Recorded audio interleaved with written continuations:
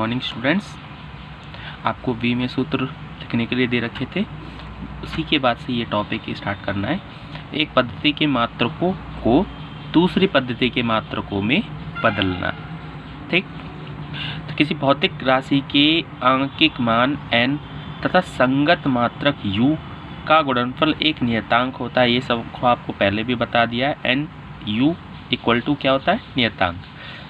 यदि किसी भौतिक राशि p के आंकिक मान दो भिन्न भिन्न मात्रकों u1 व u2 में क्रमशः n1 व n2 हों तो p equal to n1 u1 equal to n2 u2। जैसे कि ऊंचाई मान लो h इक्वल टू 5 मीटर, तो इसे मैं लिख सकता हूँ 100 सेंटीमीटर। 5 मीटर बराबर 100 centimetre. n1 u1 equal to n2 u2। 5 आंकिक मान, n1 यानी मीटर, u1 यानी मात्रक, n2 100, u2 सेंटीमीटर। ठीक है, तो u1 u2 यूनिट है यानी मात्रक है, n1 n2 न्यूमेरिकल वैल्यू यानी आंकिक मान। ठीक, अब इसमें यदि भौतिक राशि की विमाएं द्रव्यमान में a, लंबाई में b तथा समय में c हों, यदि द्रव्यमान, लंबाई और समय की बात कर रहे हो, सिर्फ इन तीन की, तो उसकी वी में सूत्र क्या होगा? MALBTC होगा। यदि पहली पद्धति में मूल मात्रों की मापे क्रमशः M1, L1 व T1 हो तथा दूसरी पद्धति में मूल मात्रों की मापे क्रमशः M2, L2 व T2 हो तो N1 M1A, L1B, T1C ये मात्रक हो गया। और दूसरा भी दे रखा है M2A, L2B, T2C। ठीक, तो यहाँ N2 ले लिया, तो मात्रक U1 और U2 का मान रख दिया बस। ठीक, तो क्या करेंगे, इसको इसके नीचे लाएंगे तो N2 का मान निकालना है। N2 का मान निकालना तो ये इसके नीचे आ जाएगा, तो N1 M1 के नीचे आ गया M2, एक साथ लिख दिया, उसकी घात A, L1 के नीचे L2, उसकी घात B, और T1 के नीचे T2, उसकी घात C, क्योंकि ये B में तो बदलेगी नहीं, A B C, तो वो हमने ऐसे ही रहने दी। तो ये इसका फॉर्मूला आ गया। इस सूत्र द्वारा हम किसी भौतिक राशि के आंकिक मान को एक मात्रक पद्धति से दूसरी मात्रक पद्धति में बदल सकते हैं। तो इसकी हेल्प से आप ये काम कर सकते हो। आते हैं आंकिक क्वेश्चनों पर।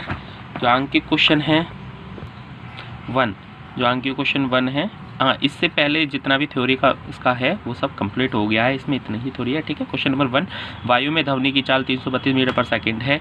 चाल दे रखी है आपको। यदि लंबाई का मात्रक किलोमीटर तथा समय का मात्रक घंटा हो, यानी मीटर की जगह किलोमीटर ले लिया, सेकंड की जगह घंटा ले लिया, तो चाल का मान क्या होगा? ठीक है, चाल निकालनी है। तो क्वेश्चन सॉल्यूशन ये, ध्वनि की चाल 332 मीटर पर सेकंड। ठीक, यानी N1 क्या हो गया? 332 और U1 क्या होगा? मीटर पर सेकंड। यानी N1 332 और U1 क्या होगा? मीटर पर सेकंड।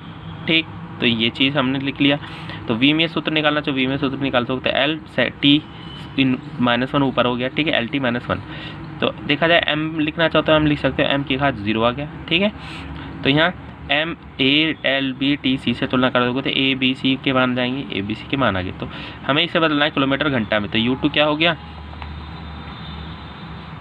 U2 किलोमीटर पर घंटा, N2 हमें नहीं पता, तो N2 equal to N1 M1/M2, लेकिन उसकी घात 0 है इसलिए वो नहीं लिखा मैंने, क्योंकि A इक्वल टू 0 है। अब मीटर अपॉन किलोमीटर की घात B, सेकंड अपॉन घंटा की घात C, फॉर्मूला लगा दिया वही। ठीक, तो BC हमें ऑलरेडी पता है तो मान रख दिए, और ये किलोमीटर मीटर को कन्वर्ट कर दिया एक जैसे में, या तो मीटर को किलोमीटर में कर दो या किलोमीटर को मीटर में कर दो। मैंने किलोमीटर को मीटर में चेंज कर दिया, ऐसे ही ये घंटे को सेकंड में चेंज कर दिया, ये कैंसिल हो जाएगा पूरी तरह। तो N2 जो न्यूमेरिकल वैल्यू है वो निकल आएगी, तो न्यूमेरिकल वैल्यू आ गई 1195.2। ठीक है, 1195.2। ठीक, तो अतः ध्वनि की चाल क्या होगी? N2 U2, तो ये वैल्यू किलोमीटर पर घंटा में आ जाएगा। ठीक, तो ये इसका आंसर हो जाएगा। ठीक है, इस सॉल्यूशन में आपको ABC के मान निकालने पड़े। ठीक है, आप चाहे तो बिना ABC के मान निकाल के भी कर सकते हो, N1 U1 equal to N2 U2 वाले फॉर्मूले से। ठीक है, तो बेटर वे ये वाला है, इससे करना ज़्यादातर सवाल। ध्वनि की चाल 332 मीटर पर सेकंड, N1 और ये U1। ठीक है, तुलना करने पर क्या होगा? N1 इक्वल 332, U1 आएगा मीटर पर सेकंड, तो N1 न्यूमेरिकल वैल्यू ये है और मात्रक ये हो गया।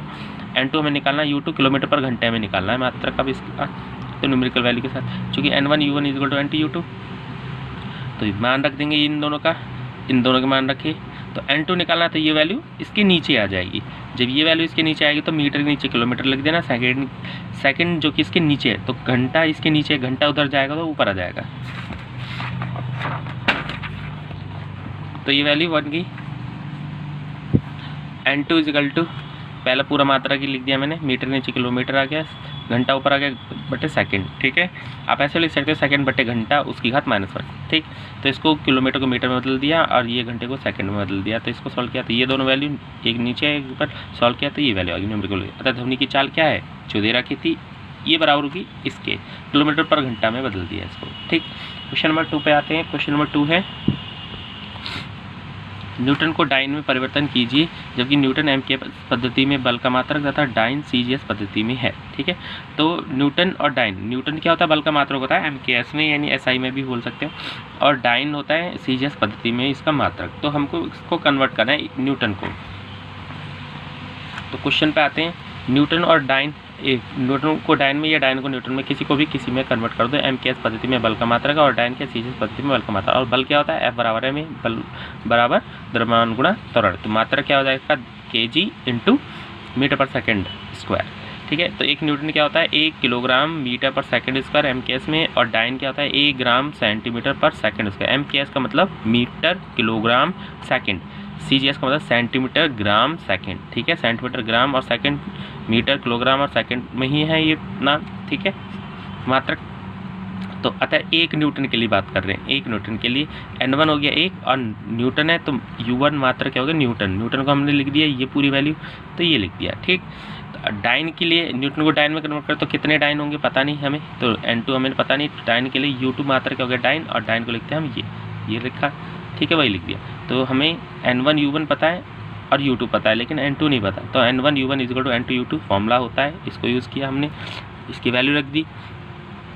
तो ये दोनों की वैल्यू रखी, इन दोनों की वैल्यू रखेंगे तो N2 है, नहीं रख पाए कुछ भी, तो N2 का मान निकाल लेंगे। तो N2 क्या होगा, ये वैल्यू इसके नीचे आ जाएगी। तो किलोग्राम के नीचे ग्राम लिखना और मीटर के नीचे सेंटीमीटर और सेकंड के नीचे सेकंड। ठीक है, तो उधर वाला नीचे का सेकंड ऊपर आ जाएगा और ऊपर वाला सेकंड नीचे आ जाएगा। ठीक है, तो देखा जाए तो ये सेकंड बाय सेकंड की घात 2 बन गया। ठीक, तो अगर जो पोजीशन उनकी थी वहीं रहने देते तो -2 रहता। ठीक है, तो हमने ऑलरेडी माइनस को नीचे ऊपर नीचे कर ही रखा है, तो उसको दिक्कत नहीं, सेकंड से सेकंड कटेगा। मीटर को सेंटीमीटर में बदल देंगे, किलोग्राम को ग्राम में बदल देंगे ताकि ये कैंसिल हो जाए। तो ये 10 की घात 3, 10 की घात 2।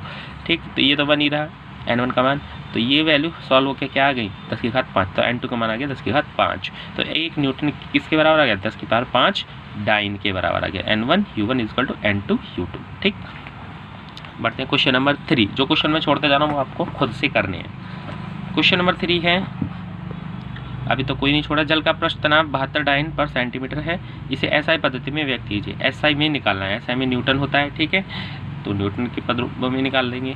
ठीक है, तीसरा, जल का पृष्ठ तनाव 72 डाइन पर सेंटीमीटर। ठीक, N1 72 हो गया और ये मात्रक उसका U1 हो गया। N2 निकालना है U2 न्यूटन पर मीटर में, न्यूटन और सेंटीमीटर को मीटर में बदल देंगे, न्यूटन पर मीटर।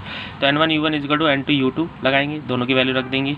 N2 का मान निकालना है तो ये नीचे आ जाएगा, डाइन के नीचे आ गया न्यूटन, और मीटर जो कि इसके नीचे है तो वो ऊपर जाएगा मीटर, और ये सेंटीमीटर नीचे रहेगा। ठीक, तो ये हो गया। ध्यान रखना इन मात्रकों को बड़े ब्रैकेट में ही लिखना है आपको। ठीक, सॉल्व करते समय।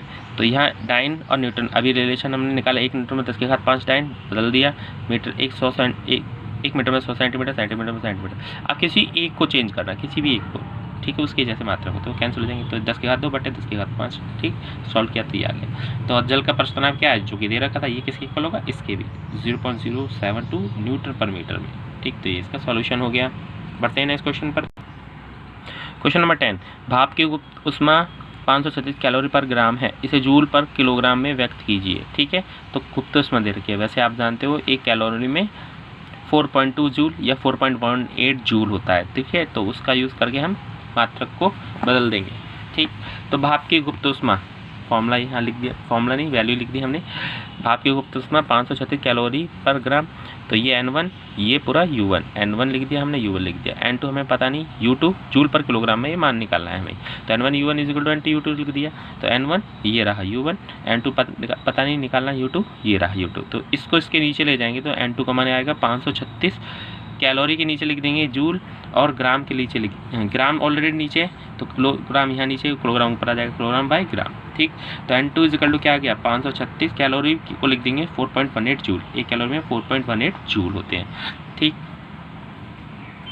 तो ये ग्राम से ग्राम कैंसिल, जूल से जूल कैंसिल, 4.18 और 10 के घात 3 ये आ गया, तीनों की मल्टीप्लाई करी तो सॉल्यूशन आ गया 2.24048। ये लगभग 2.24 गुणा 10 के घात 6 लिख सकते हैं। अतः भाप की गुप्त ऊष्मा क्या आएगी, ये तो दिया हुआ था, बराबर होगा ये वैल्यू इनटू जूल पर किलोग्राम में। ठीक है, तो ये वैल्यू आ जाएगी।